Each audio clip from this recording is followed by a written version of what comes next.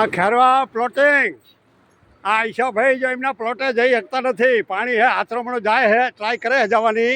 જાઓ હે ને ઈશાભાઈ, તમારા પ્લોટે જાઓ હે ને? હા જાઓ. જો હાથોર હમણાં પાણી હે. આ ગણપતને અમારે પ્રવીણ આવે હે, જુઓ એ અમૃતભાઈના ઘરેથી આવે હે.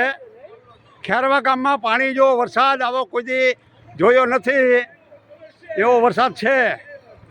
જો પ્લોટમાં એવો વરસાદ છે. આ બળદેવ પટેલનું ઘર છે, આ ચંદુભાઈનું ઘર. આરી પર અમારા રસિકભાઈના ઘરે જવાય એવું નથી, રસિક વનમાળીના ઘરે જવાય એવું નથી. પાણી હાથોર હમાણું છે.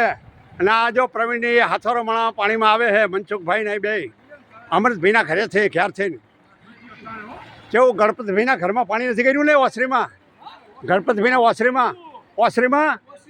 ઓસરીમાં પાણી આવજો. પ્રવીણ કે હે ગણપતભાઈના ઘરે જઈને આવ્યો, ઓસરી બરોબર હે, ફરિયામાં પાણી.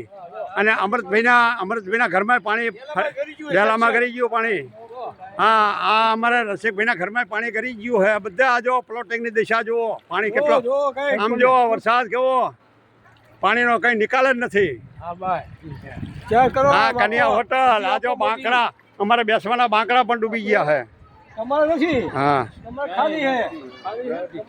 ખેરમાં પુષ્કળ વરસાદ રાતનો ઘણો થયો.